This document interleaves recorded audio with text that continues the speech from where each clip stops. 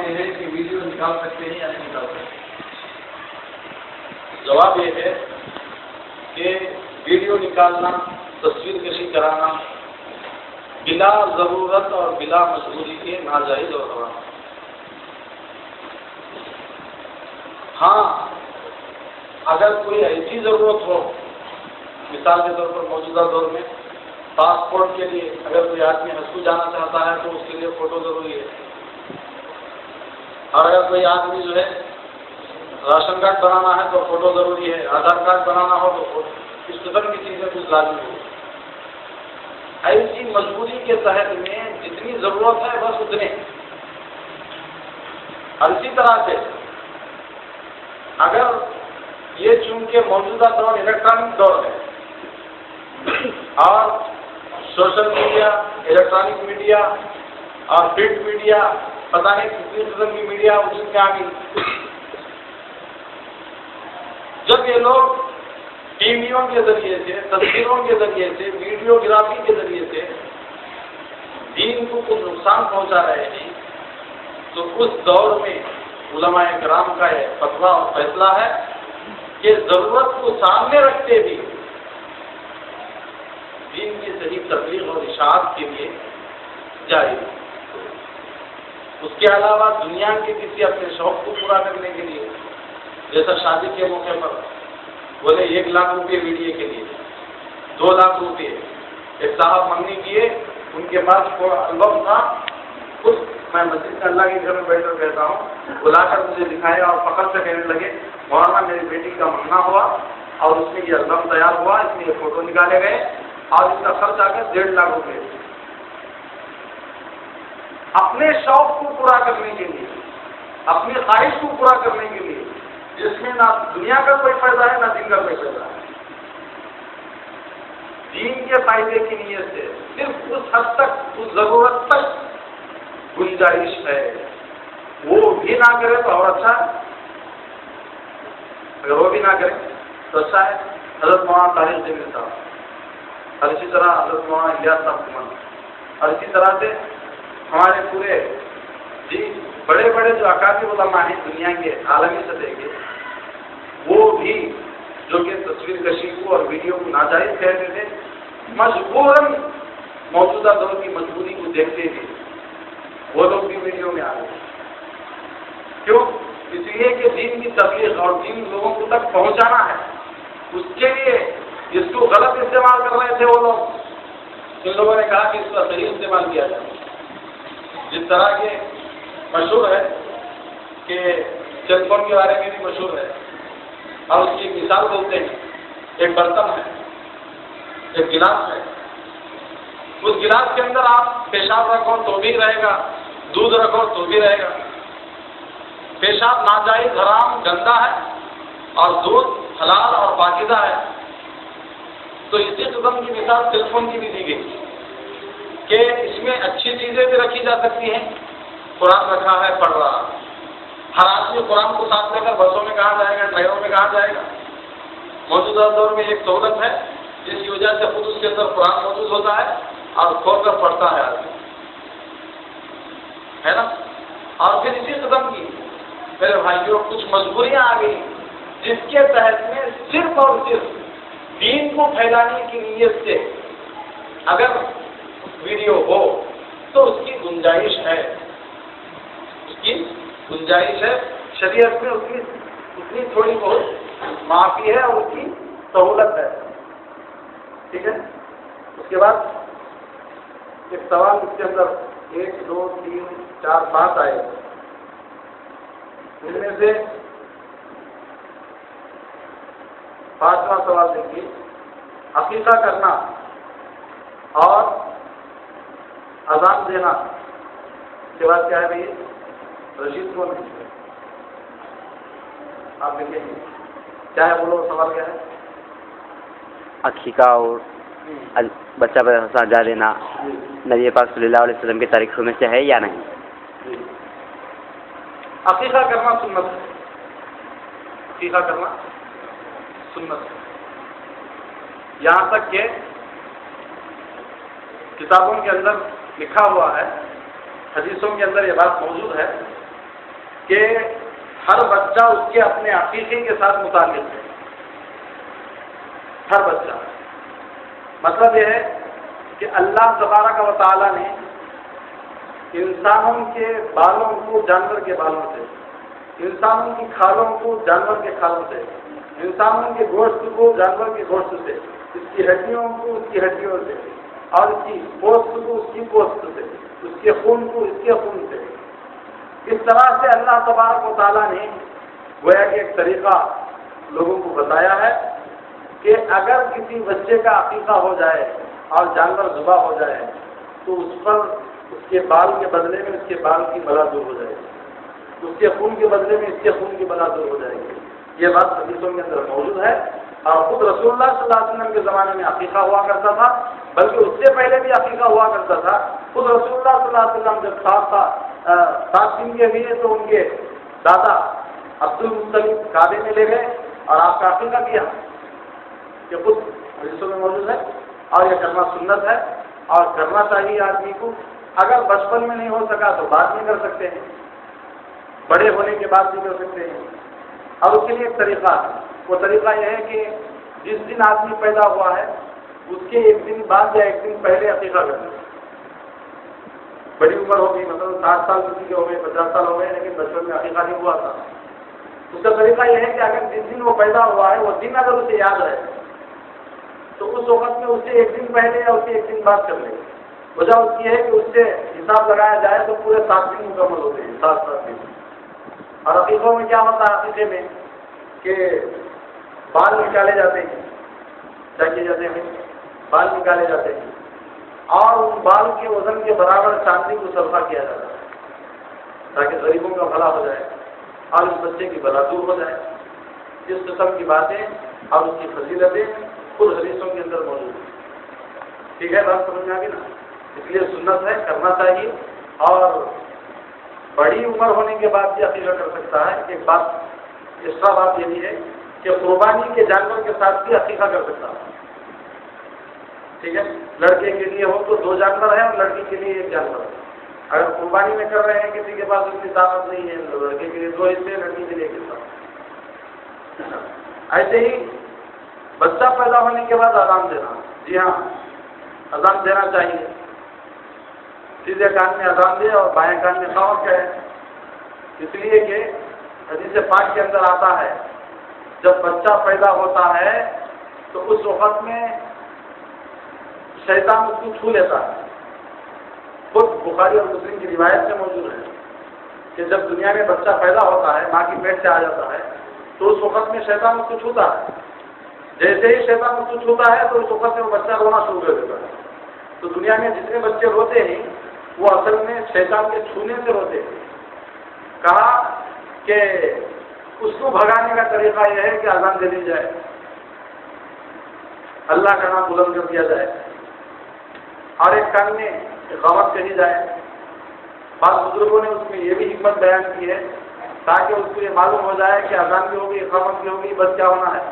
جنازے کی نماز ہونی ہے۔ وہ تو خیر ایک حکمت کی بات بتا رہے تھے، لیکن حقیقت یہ ہے کہ یہ احادیث سے ثابت ہے اور صحیح ہو سکے تو اس وقت میں کچھ کھجور وغیرہ لے کر میٹھی چیز شہد وغیرہ بھی بچے کو چڑھائے، یہ بھی مستحب ہے اور مصنون ہے۔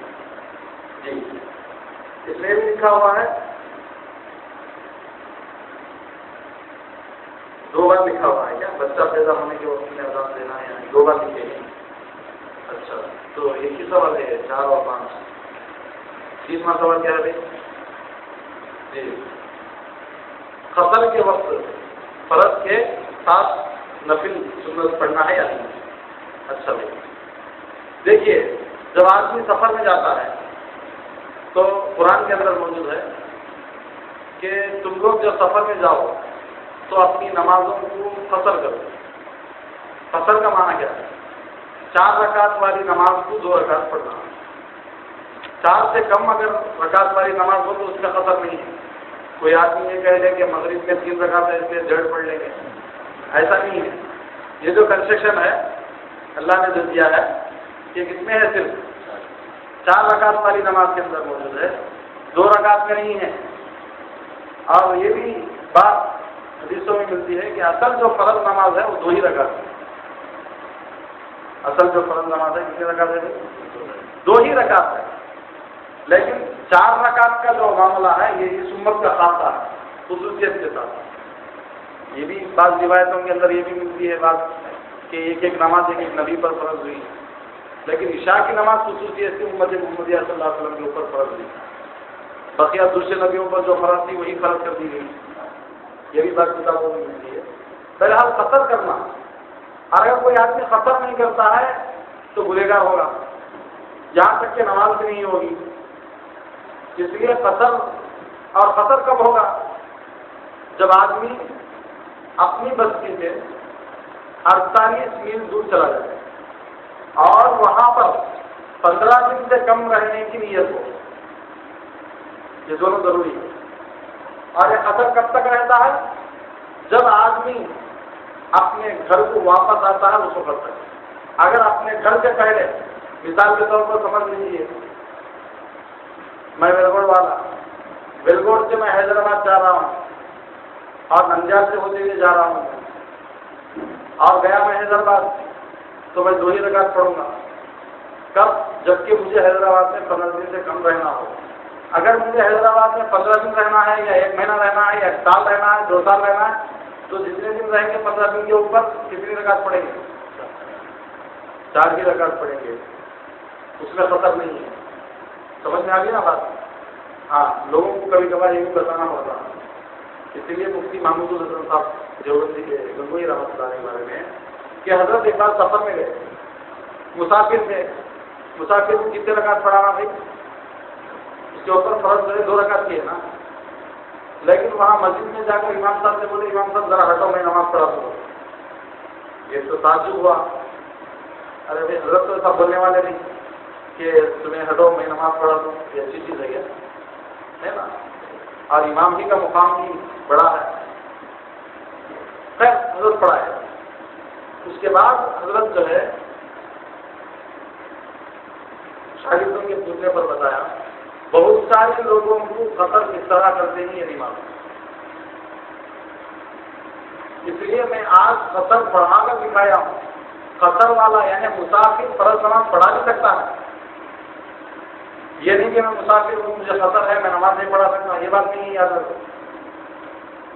ہاں، مقیم لوگ کیا کریں گے؟ 2 رکعت پر جو یہ سلام کریں گے تو یہ اٹھ کر 2 رکعت پوری کریں گے. یہ طریقہ سمجھ رہے نا بات؟ اچھا، اس کے بعد یہ قصر کی ویلڈیٹی کب تک ہے؟ کب تک چلے گا یہ قصر؟ آ گیا میں حیدرآباد سے ننجال کو، اب چلو میں یہاں سے ننجال ویلگوڑ کتنے کلومیٹر ہے؟ 30 کلومیٹر ہے. اس لیے کیا کریں گے؟ 4 رکعت پڑھیں گے یا پڑھائیں گے؟ نہیں.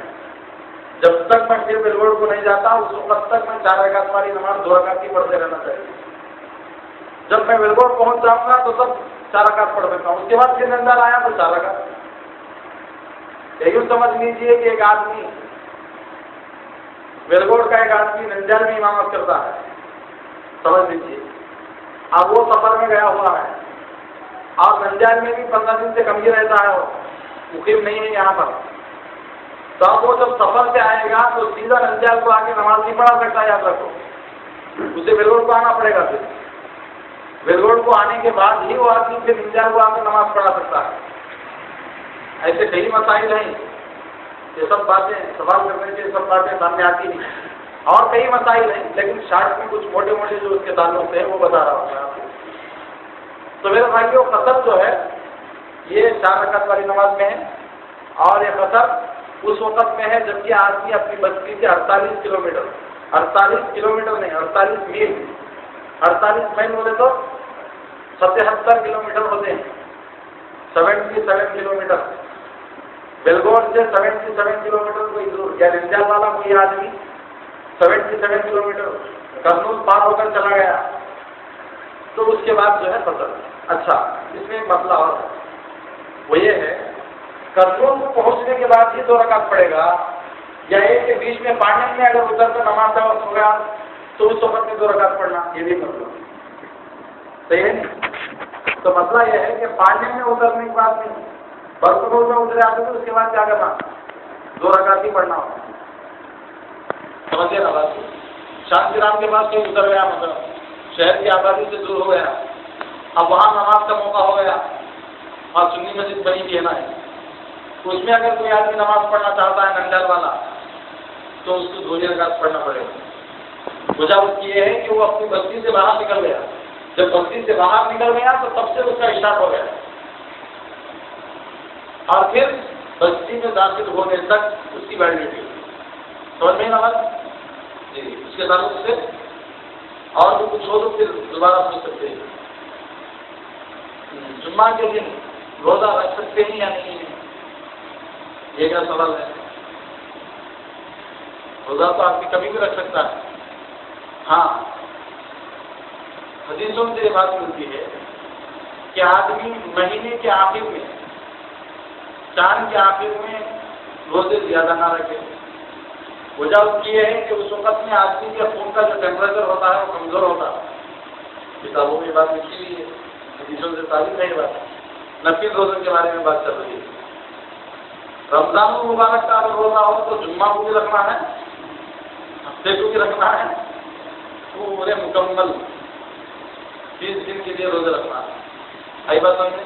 نفل روزہ اگر ہے تو جمعہ کے دن بھی رکھ سکتا ہے. اگر جمعرات کو رکھ لیں اور پیر کو رکھ لیں تو زیادہ بہتر ہے. وجہ اس کی یہ ہے کہ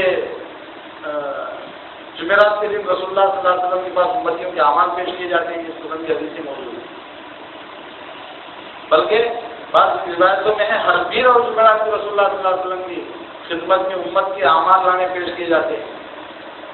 تو اس وقت میں جو ہے ہم روزے کی حالت میں رہیں یہ بہتر ہے. رہا جمعہ کا مسئلہ، جمعہ میں بھی آدمی رکھ سکتا ہے، اس کی کوئی حرج نہیں ہے.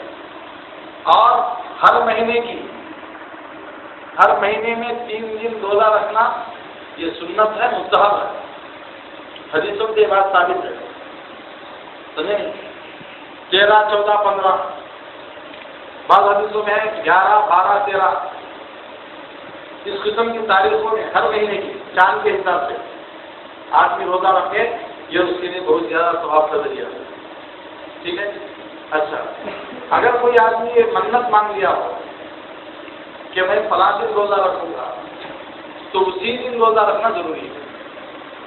اگر کوئی آدمی منت مانگ لیا میں جو میرا فلاں کام بن گیا تو اے اللہ میں تیرے لیے 2 روزے رکھوں گا تیرے نام پر، اور اس میں جمعہ یا جمعرات جمعہ اور ہفتہ کر کے طے کر دیا تو اس وقت میں جمعہ کے دن ہی روزہ رکھنا پڑے گا. جو دن وہ منت کے مانگ لیا ہے اسی دن رکھنا پڑے گا. آئی نا بات سمجھ میں؟ ہاں. اس کے بعد پہلا سوال ہے، نماز پڑھتے وقت سینے پر ہاتھ کیا ہے رکھنا جائز ہے یا نہیں؟ یہ اختلافی مسئلہ ہے. یہ کیا ہے؟ اختلافی مسئلہ ہے. کون شفیع اللہ کون ہے؟ حاضر والے شفیع اللہ کون ہے؟ وہ خود حاضر نہیں ہے تو ان کو کیا جواب دیں گے؟ خیر ان کو بعد میں ملنے کے لیے بولو. ٹھیک ہے. سبحان اللہ سبحان اللہ نہیں وہ ہو مجلس میں تو بولیں گے نا، یا ایسے ہی شوق میں سننے کے لیے نہیں ہے نا. مطلب جس کو ضرورت ہے وہ اس کو کہا جا رہا. ٹھیک ہے. انشاءاللہ دودھ ہے سب ساتھ.